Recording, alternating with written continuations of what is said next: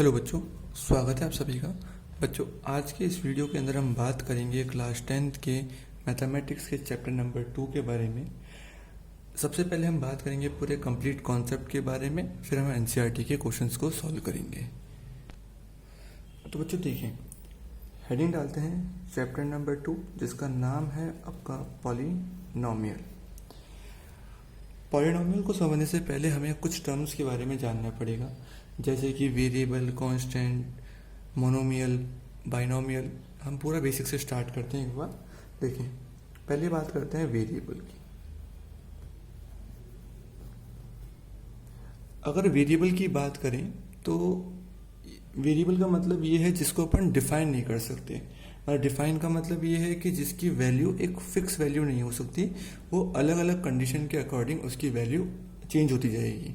और इन वेरिएबल को अपन मैथमेटिक्स के अंदर अल्फ़ाबेट की फॉर्म में लिखते हैं, जैसे कि आपने देखा होगा एक्स, वाई, जेड या ए, बी, सी। आपकी जो इच्छा हो आप वेरिएबल यूज़ कर सकते हो, मतलब अल्फ़ाबेट यूज़ कर सकते हैं। सेकेंड आती है हमारे पास कांस्टेंट की। बात करें कांस्टेंट की, तो जिनकी वैल्यू अपने पास फिक्स होती है और जिनको अपन नंबर से डिनोट करते हैं 1, 2, 3, 4 एंड सो ऑन। ठीक है। अब यदि मैं इस वेरिएबल और कांस्टेंट को अगर मैं साथ में लिखूं तो मेरे पास ये बनती है टर्म। जैसे कि अगर अपन सिंपल लिखें 2 और x, मतलब अपने पास एक कांस्टेंट आ गया और एक वेरिएबल को साथ में लिख दिया अपन ने, तो ये टर्म बन गई। अगर अपन इसको ऐसे भी लिख सकते हैं जैसे 2x, y, z, ये भी एक कंप्लीट टर्म है। याद रहे, एक कंप्लीट टर्म है। अगर मैं बात करूं 3z, तो ये भी एक टर्म हो गई। अगर मैं सिंगल लिखूं बेटा सिर्फ और सिर्फ y, तो ये भी क्या है, ये भी एक टर्म है। अब आपका सवाल ये हो कि इसमें तो हमारे पास कोई कांस्टेंट है नहीं, तो इसके साथ अगर कोई कांस्टेंट नहीं है तो बच्चों 1 इसके साथ एक कांस्टेंट प्रेजेंट है। ऐसे एक और बात करें अपन, जैसे मान लो लिखा अपन ने x, y, z, या फिर 5y, या फिर -6 a b c। अपने पास ये सभी क्या है, टर्म है। ठीक है। अगर मैं इसको ऐसे लिखूं x प्लस वाई, तो बच्चों यहाँ पे ये एक टर्म नहीं, ये 2 टर्म आ गई। या फिर इसको अपन ऐसे भी लिख सकते हैं 3x प्लस 1। इसका मतलब ये भी क्या है, 2 टर्म है। तो बात समझने वाली ये है कि यदि ये तो अपने पास सिंगल टर्म थी मान लो, ठीक है। अब जैसे इसमें बीच में प्लस आ गया, या फिर मान लो माइनस ही आ जाता, x माइनस वाई ऐसे लिखा होता, तो अगर बीच में प्लस या फिर माइनस आ रहा है तो अपनी टर्म चेंज हो रही है। अब ये अपने पास सिंगल टर्म नहीं, ये अपने पास 2 टर्म हो गई है। ऐसे अगर मैं 3 टर्म की बात करूं तो ये x प्लस वाई प्लस 3, ये अपने पास कोई 3 टर्म हो गई है। बात समझे? ठीक है। तो आगे चलते हैं अपन टाइप्स ऑफ पॉलिनोमियल, ठीक है, की बात करते हैं अपन। देखो, अब हेडिंग डालें types of polynomial.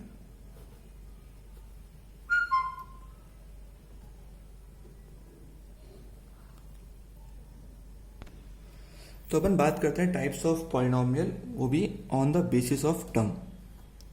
On the basis of term, कि टर्म्स के बेसिस पे अगर हम बात करें तो हमारे पॉलिनोमियल कितने टाइप्स के और कौन कौन से होते हैं। तो फर्स्ट इसमें आता है अपने पास मोनोमियल।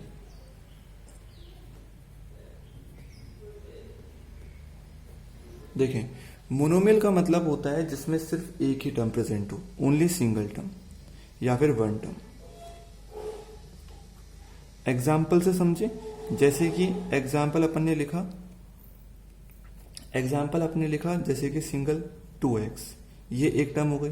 या फिर सिंपल अपन x लिख दें, या फिर माइनस का y, या फिर 2z, या फिर 5xy, ये सब क्या है, सिंगल टर्म है।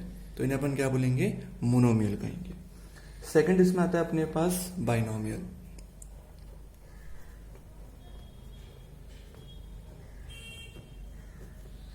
बाइनोमियल का है जिसमें डबल टर्म हो, जिसमें 2 टर्म प्रेजेंट हो।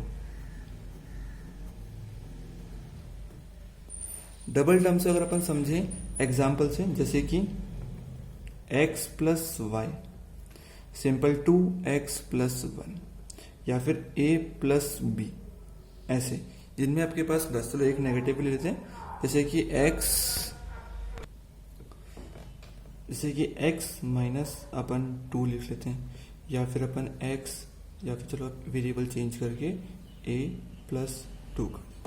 तो ये सब अपने पास क्या बाइनोमियल है जिनमें डबल टर्म आ रही है, ठीक है। अब थर्ड आता है अपने पास ट्राइनोमियल।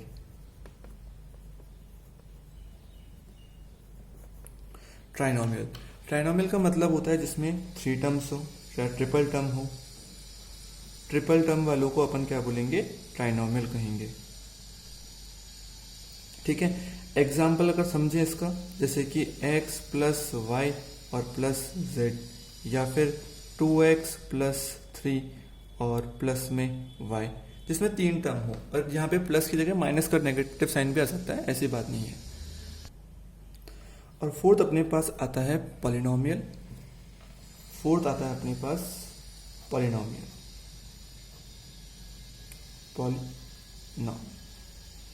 जिनको इसको अपन मल्टीनोमियल भी बोलते हैं।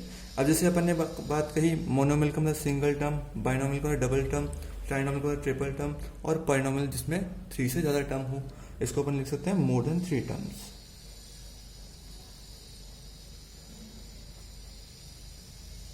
मोर देन 3 टर्म, ठीक है। अब नेक्स्ट आता है अपने पास, हेडिंग डालें डिग्री, और एक होता है जीरोस ऑफ पॉलिनोमियल। इसको बड़ा ध्यान से समझे। देखो बच्चों, 2 चीज समझते हैं अपन यहाँ पे डिग्री की। पहले बात करते हैं डिग्री। आखिर डिग्री होता क्या है? देखो, डिग्री का मतलब होता है हाईएस्ट पावर। जैसे कि अगर मैं इसको लिखते हैं पहला हाईएस्ट पावर,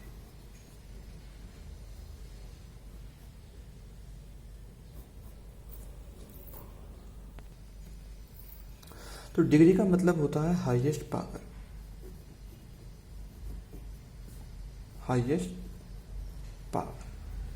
इसको समझिए। देखिए, हाईएस्ट पावर का मतलब ये है कि पॉलिनोमियल में जो भी हाईएस्ट पावर है ना, वो डिग्री होती है। जैसे अपन एक एग्जांपल समझे, जैसे मैं लिखता हूं 2x² प्लस x और प्लस 1। यहाँ पे देखें, वेरिएबल अपने पास क्या है, x है, तो यहाँ पे x है, यहाँ पे भी x है। अब इस वाली टर्म में x की पावर 2 है और इस वाली टर्म में x की पावर 1 है। तो x की इस पूरे एक्सप्रेशन में x की हाईएस्ट पावर क्या है, 2, तो इसकी डिग्री कितनी हो गई, 2 हो गई। ऐसे एक और एग्जांपल समझिए। जैसे मैं लिखा था बच्चों x प्लस 1 लिखा, मान लो ये आपके पास कोई एक्सप्रेशन है x प्लस 1। अब इसमें वेरिएबल क्या है, आपके पास x है। अब मैं x की पावर कितनी, 1, और यहाँ पे तो x है ही नहीं, इस टर्म में तो x है ही नहीं, तो यहाँ पे x की पावर 1, तो हाईएस्ट पावर कितनी, 1 हो गई, तो इसकी डिग्री भी कितनी हो गई, 1 हो गई। तो डिग्री का मतलब होता है हाईएस्ट पावर, कि पॉलिनोमियल में प्रेजेंट हाईएस्ट पावर जो है, या टर्म की जो हाईएस्ट पावर है, वो अपने पास क्या है, डिग्री है। एक एग्जाम्पल और, जैसे लिखा 2y की पावर 5 प्लस 3y माइनस का y स्क्वायर, ऐसे अपन ने कोई एक्सप्रेशन लिख दिया। अब यहाँ पे देखो, वेरिएबल तो y है, y की पावर 5, y की पावर 1, y की पावर 2। तो अब अगर मैं बात करूँ डिग्री की क्या है, डिग्री क्या होगी, तो डिग्री होगी इसकी 5, क्योंकि हाईएस्ट पावर क्या है, 5 है। तो इसे बोलते हैं अपन डिग्री। अब नेक्स्ट आता है अपने पास जीरोस ऑफ पॉलिनोमियल। देखें, जीरोस ऑफ पॉलिनोमियल,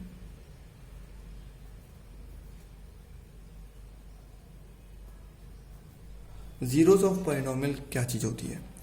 अपन कोई भी एक पॉलिनोमियल मानते हैं, जैसे मान लो मैंने माना p ऑफ x, ये p का मतलब पॉलिनोमियल और x मतलब x से उसमें वेरिएबल है। अगर मैं लिखूंगा p ऑफ t, मतलब p अपना पॉलिनोमियल, वेरिएबल उसमें t प्रेजेंट है, इसलिए। तो p ऑफ x का मतलब ऐसे मानते हैं अपन x प्लस 1, मैंने सिंपल सा पॉलिनोमियल मान लिया। मान लो ये अपने पास एक पॉलिनोमियल है, तो बच्चों इस पॉलिनोमियल में जो वेरिएबल है ये x, इस x की मैं ऐसी वैल्यू पुट करूं कि मेरे पास कंप्लीट आंसर 0 बच जाए। वापिस डेफिनेशन सुनना। तो इस पॉलिनोमियल में जो प्रेजेंट है वेरिएबल, इस वेरिएबल की अपन ऐसी वैल्यू पुट करें जिससे अपने पास आंसर 0 आ जाए। तो मैं पुट करता हूं ऐसे, पुट x इक्वल्स टू -1। तो x की जगह मैं -1 पुट करें, देखो तो x की जगह -1 रखा अपन ने, तो -1 + 1 इक्वल्स कितना आ गया, 0, प्लस माइनस माइनस 1 में से 1 क्या, 0 आंसर आ गया। तो देखो p की मतलब x की वैल्यू -1 रखने पर अपने पास आंसर 0 आ गया। तो मतलब x इक्वल्स टू -1 क्या है, जीरोज ऑफ पॉलिनोमियल है, किसका, इस पॉलिनोमियल का। डेफिनेशन को एक बार वापस सुने। पॉलिनोमियल में जो प्रेजेंट अपना वेरिएबल है, उस वेरिएबल की ऐसी वैल्यू पुट करें कि अपने पास आंसर 0 आ जाए, तो उसे अपन उस वैल्यू को अपन जीरोज ऑफ पॉलिनोमियल बोलते हैं। इस चीज को 2 बार देखें। अब नेक्स्ट हेडिंग आती है हमारे पास types of polynomial. Types of polynomial.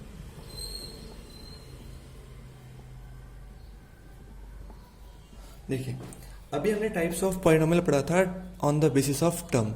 अब हम पढ़ेंगे on the basis of degree. On the basis of degree.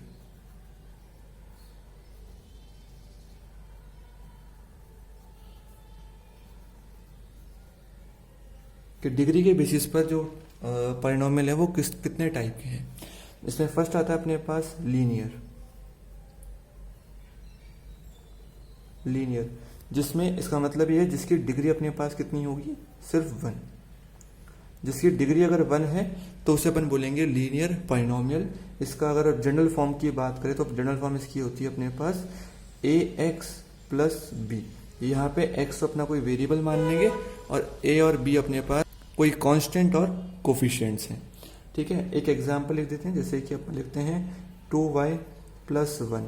यहाँ वेरिएबल y हो गया और 2 और 1 क्या है, कोफिशिएंट और कांस्टेंट है।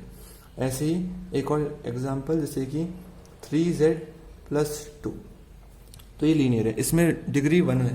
अगर आप देखें डिग्री का मतलब हाईएस्ट पावर, अगर पूरे एक्सप्रेशन में देखें तो y की पावर 1 है, तो अपने पास क्या है, ये डिग्री 1 वाले लीनियर पॉलिनोमियल है। सेकेंड आता है अपने पास क्वाड्रेटिक।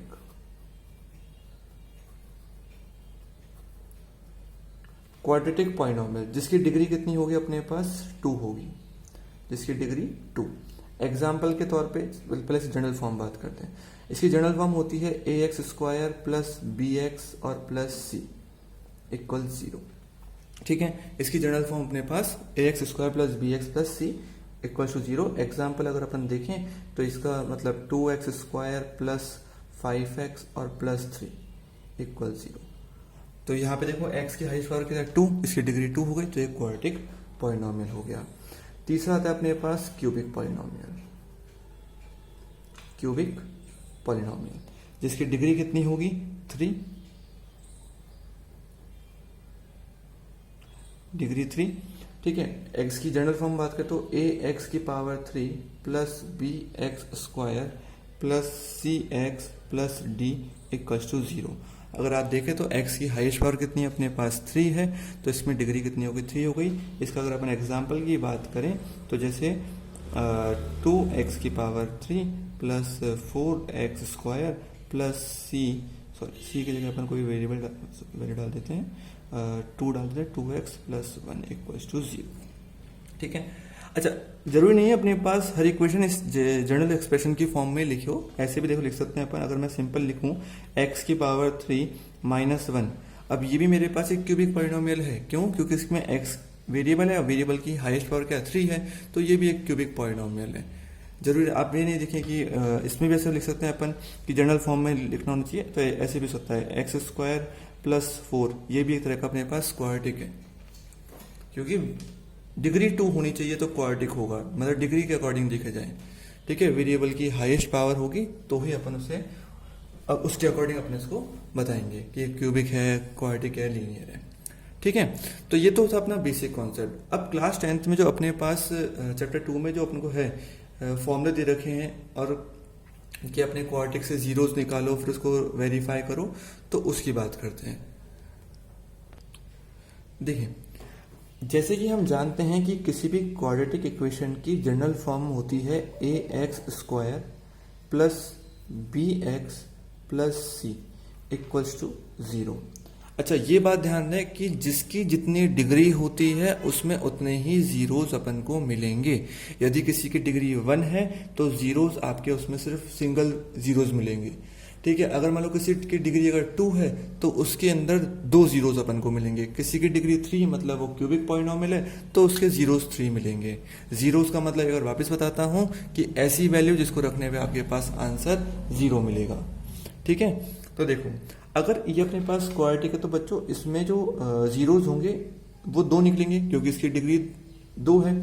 ठीक है, अब इसमें जो जीरोस है ना वो होंगे अपने पास alpha and beta, alpha plus beta या अल्फा प्लस बीटा या फिर alpha beta, sorry alpha beta क्या होंगे, इसके 2 जीरोस होंगे, है ना। और यदि मैं इनसे जीरोस को सम करता हूं तो मेरे पास फॉर्मूला इक्वल होता है वो -b/a के।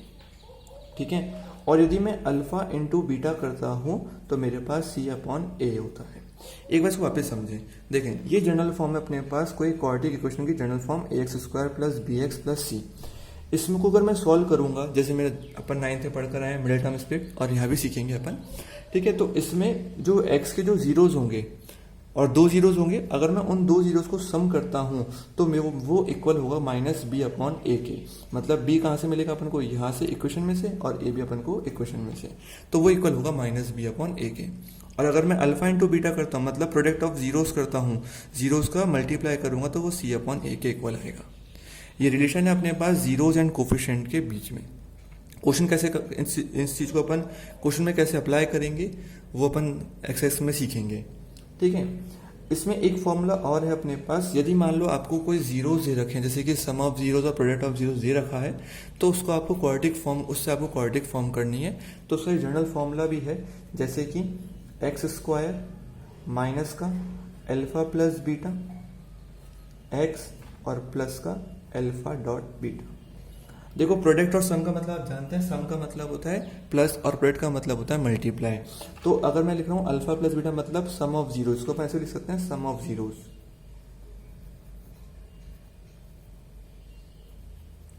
और अल्फा इंटू बीटा का मतलब क्या है, यहाँ पे प्रोडक्ट मतलब मल्टीप्लाई, तो प्रोडक्ट ऑफ जीरोस भी लिख सकते हैं अपन इसको,